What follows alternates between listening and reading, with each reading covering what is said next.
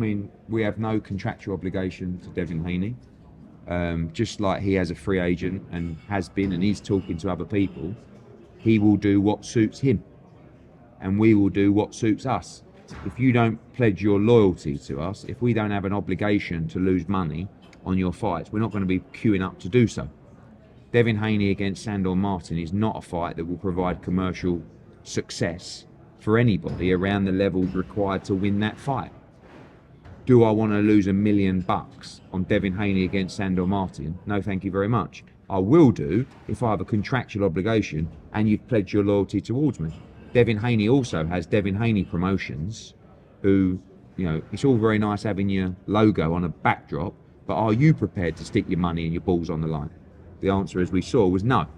So, nothing personal. I mean, I like Devin and I'll try and help him and I'll work with him where I can. But at the end of the day, I'm not just going to lose money on a show when you're not with me. You know, and we may work together. I mean, I spoke to Devin Haney's lawyer the night before the purse bids. We wanted to make Liam Paro against Devin Haney in a unification. And I said, speak to WBC, come back to me, let me know, we'll talk to the zone about the bids. Never heard back from him. So, you know, I don't see why we should be obliged to bid. So, you know, and I don't think it's a bad fight for Devin, to be honest with you. But we will try and still make the Liam Paro fight. You had said previously that input from the zone was part of the reason a bid hadn't been made from Matchroom. Devin and Ryan were outspoken in criticising Golden Boy alongside the zone for not having received payment for their fight. Did that have anything to do, you think, from the input from the zone of not being able to work with Devin again? No, definitely not. I think the zone would be more than happy to work with Devin again. But that fight was not of interest. So, you know, Paro against Devin Haney in Brisbane, you know, on a favourable time zone, I'm sure that one will be of interest, or it might be of interest. But no, nothing about, you know, I mean, the obligation on the contracts is the promoter to pay the fighters. And I also do not believe in a million years that Golden Boy have not carried out their obligations to pay the fighters. But sometimes fighters have grand illusions of what a fight has generated and how much money they're going to get paid. Because sometimes they get bluffed and they get lied to on the potential of a fight commercially. Unfortunately, the commercial reality of Haney Garcia is nowhere near the deluded expectations of some people. And when they get their paycheck, even though I told them what their paycheck would probably be, and I was within 5 or 10% as always, they were told otherwise. And that is probably why they're not happy, and they will continue to be not happy when they realise there actually ain't a lot left. At a press conference next week for the Wembley show, will we have another promotional video? They've gone down really well.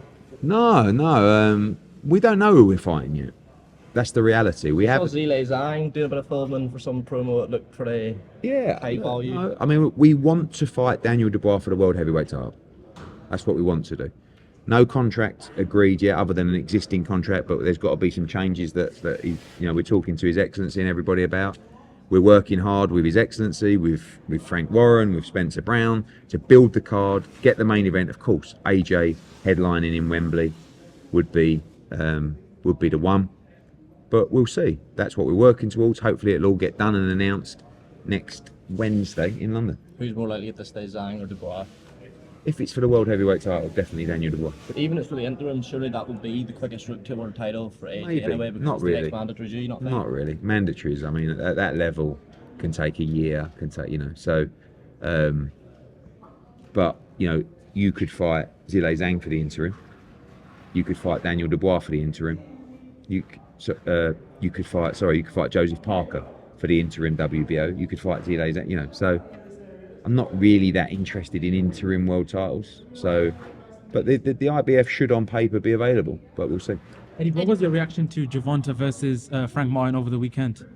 I haven't watched the fight. I saw the knockout. I think Gervonta's a big star. Very entertaining. I mean, he carried that whole promotion. He's changed quite a lot, really. I think he's become a lot more articulate. I think he's become a lot more commercially savvy, even though he didn't turn up to the arrivals, which is never ideal.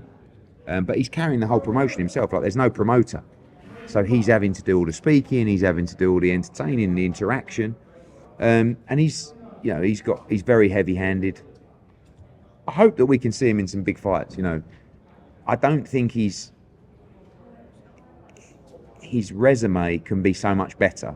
And I think he has the ability to beat all of those guys, maybe. But I would love to see him fight Teofimo, to fight Shakur, to fight Devin. I mean, that's, he has a real opportunity to be a great among his time. Lomachenko, I know he's old, but still a good fight, Yeah, about that Lomachenko fight, how do you see that fight playing out? As that is the most likely fight that is about to get made. Yeah. And do you think, like you said, does age play a factor in that fight? Definitely. But Lomachenko is a very good fighter. Tank's just very heavy-handed. I remember watching him win his first world title against Pedraza, and I was ringside, and you could see the power. I mean, back then he was down at featherweight or super featherweight or whatever it was, featherweight, I think. And he's just very, very heavy-handed, and he's got good ring IQ as well. So I think he's a big favourite to beat Lomachenko. But Tank does lose rounds. If you look at all of those fights, against Ryan Garcia, against Barrios, Isaac Cruz, Frank Martin, he loses a lot of rounds, but he relies on his power and he finds a way. Yeah, and speaking about Shakur, that's also a massive fight that people want to see, Gervonta versus Shakur. Shakur's last fight on his deal, supposedly, with Top Rank, going to free agency next. Have you had any conversations, and are you looking to pick up Shakur after that last fight? I think, as you've seen with the Devin stuff, obviously it has to suit you as well. If Shakur wants to pledge his future, then you make a significant investment. If it's a 2-3 fight deal, then he's going to be getting a lot of money, and it's got to work for you as well. I think Shakur is pound for pound one of the best fighters in the world. He may be unbeatable, maybe. He's that good, but I think he's been promoted terribly, and I think some of that is because when Bob knows a fighter's looking to leave, he's out. Like, this probably happened 2 or 3 fights ago, because Bob would have looked to extend back then. Bob doesn't look to extend now with 1 fight to go, because you've got no leverage to change the purses. So once he knew that Shakur wasn't going to extend, he's made his mind up. He's out. I'm not going to push him. So Shakur should be a massive star, but he's not. So that works for and against as well, in a sense that commercially, the money he's on a lot of money. For the revenue that he creates for the show, he's on a lot of money. But he hasn't been pushed to make him a commercial success. So I like him. I think he's a great fighter. I think he would be an incredible addition to the Matchroom team. And if he's available, we will definitely be having a conversation. Whether it works for both of us, we'll have to see. Bob said, Bob, that you're not willing to pay what he's paying Shakur. Is that true? I said to him, he mentioned Shakur, and I said, I'm not paying him the money you're paying him, Bob. And he went, So, yeah. Eddie KSI looks like he's going to be fighting Slim and Anthony Taylor in a 2 versus 1. A bit of an odd matchup, but what do you make of that? And do you think should he not just be fighting Slim in a 1-on-1 rather than... I don't know, it's all crazy, isn't it? But that's what they have to do. But the good thing about that sort of influence of boxing, it's gone so far the other way, to the obscene, to the gimmick, that at least people know it's not real boxing. Do you know what I mean? And you can't even promote it as real boxing if it's a tag team matchup. Let's be honest.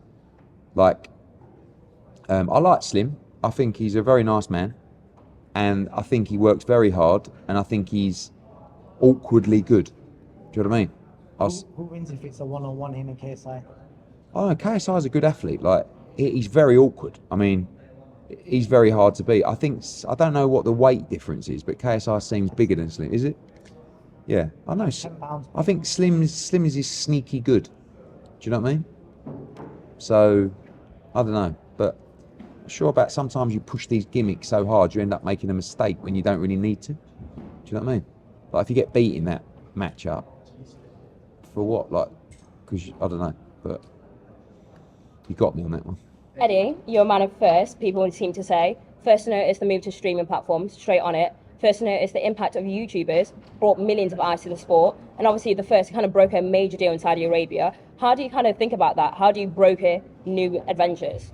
I think when you get to a position and people want to make a move, they look at the market and they look at the people who they're dealing with. So reputationally, we're in a good place. And I think if someone was going to want to work with a promoter on a new initiative in a new market, they'd probably choose us. So the YouTube stuff was more about timing. They did the first one. I thought it was going to be a disaster, and I saw how big it was and thought, we'll get involved with that. Streaming was different. streaming was something that we've just recognised for a long period of time was changing. You know, I remember having the first conversations with fighters where I would have to go and convince them to leave Showtime or leave HBO for DAZN, and they were like, "What is DAZN?" And I was telling them about it's this new app that's going to change the way people watch boxing, and they're like, "What?" And you imagine all the others going, "You're going to go on an app, right? You're going to leave Showtime and you're going to go on an app with this guy from England." And a lot didn't, but some did, and now everything's on the app, you know, including PBC with Canelo and other events as well. So, I don't know, really. Just a lot of life's about luck. You've got to be smart, but timing's everything.